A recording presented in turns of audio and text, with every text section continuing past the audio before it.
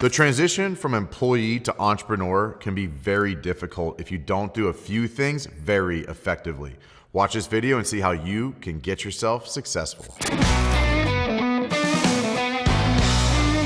What's up, everybody? I'm Mike Claudio, owner of WinRate Consulting and host of the Big Stud Podcast. Please subscribe to this channel. I've been putting out content weekly, and I'm continuing to try to grow this audience. The more of you that subscribe, the more people that get to see this content, the more people that get the value. Today, we're gonna be talking about making that transition from employee to entrepreneur.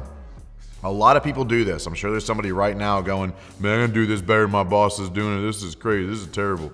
But it's not as easy as you might think. There's a lot of things that go on behind the scenes. There's a lot of decisions you have to make on your own. And there's a lot of things that you're just not prepared for, kind of the you don't know what you don't know kind of thing. So the first thing I think you need to do is get a mentor. Yes, I am a business coach. Yes, I hired a mentor when I became an entrepreneur. When I went from employee to entrepreneur at the beginning in 2018, I hired a mentor. What does it look like to run a coaching business? How do I keep up with all this stuff? What is the right thing to charge? How do I keep up with the details and the numbers and everything else? There is not a single actual successful person that I know that has not had a business coach or a mentor at some point in their journey. So if you don't have one right now, get one. Absolutely necessary.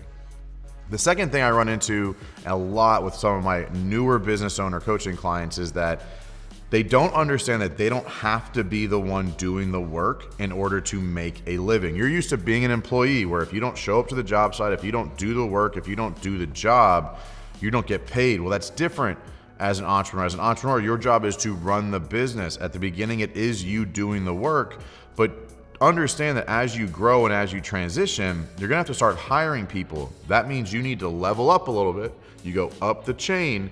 You don't have to be the one on the job site every day, grinding it like everybody else, because there's a lot of other things you need to be doing. And I see this on a regular basis. Well, Mike, I'm not really doing the work. No, you're doing work. It's just different work. You're the one that has to make every decision, not just be on the job site working. The next part that I think is super important that everybody needs to understand. You have got to know your numbers. It is imperative for you to get a CRM in place, to get a bookkeeper, to keep track of expenses, to keep track of job costs, to keep track of your overhead, to keep track of your taxes, keep track of everything. This is the number one reason I see businesses fail. It's not quality, it's not headcount, it's not anything else other than they just run out of money and go bankrupt or just shut the door because they're tired of working for nothing because they don't understand their numbers. If you need more info on that, please contact me. Go to @WinRate Consulting on Instagram, shoot me a DM and say, Mike, I'm ready to get better. Because if you don't have all of those pieces in place, I promise you, knowing your numbers changes every business's life, whether they've been in business for 1 year. I have clients that have been in business for 10 years who still did not have a solid way to track their numbers, and it absolutely changes the game. When it comes to paying people and hiring people and growing the business, which is absolutely going to happen if you plan to be successful, while you are still doing the work, you are technically doing two jobs. You are the employee, the laborer, and you are the business owner. So you cannot judge the success of your business by if you are making money while you're just doing the labor work. You need to pay yourself a labor rate while on the job site so you have an actual understanding of how much is left over. And here's why that's so important. You know your numbers, you get this thing, you're leveling up, you're hiring people. If you go to hire somebody and you haven't been paying the business and an employee to yourself because you're playing two roles, you have to pay that person at the same pricing you've been doing, which a lot of people try to do. And guess what? Oh God, there's not enough money to do that. I can't afford an employee. You need to be paying yourself like an employee and a business owner so that when you replace yourself as the employee, you still have money left over as the business owner. I see people make this mistake a lot. Well, I made money on that. Well, how many hours did you put in? Oh, about 40. Did you pay yourself? No. You didn't make money on that job.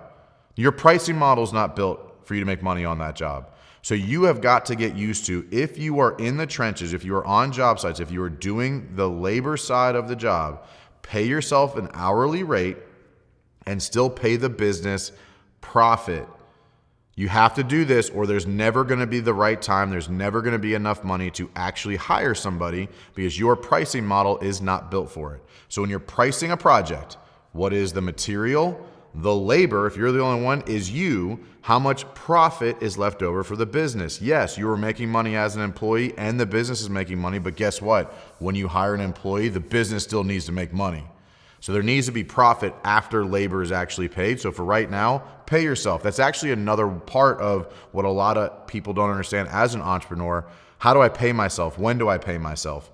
If I'm you, a new entrepreneur, pay yourself a typical hourly rate, $20, $25 an hour for the labor stuff. Then do a quarterly profit share disbursement from the bank account if you're actually making money. If you're not, guess what? You're making $25 an hour. But now that allows you to go in and say, okay, I'm the business. I need to hire somebody. Well, I'm hiring somebody at $15 an hour. That gives me a $10 an hour buffer for all the incidentals, and the business is still making money. There's a lot of intricacies that go into that, different businesses, different industries, a lot of things. But if you are going from employee to entrepreneur, take action. Get a mentor, know your numbers, pay yourself accordingly, be on top of the business, not just in the business. If you don't do all those things effectively, you, sir, you, ma'am, are going to fail. Don't become a statistic. Reach up your hand, ask for help. Let someone who's been through that already help get you to success. I'm Mike Claudio, owner of WinRate Consulting, host of the Big Stuff Podcast, and I'm here to help you win fast and win.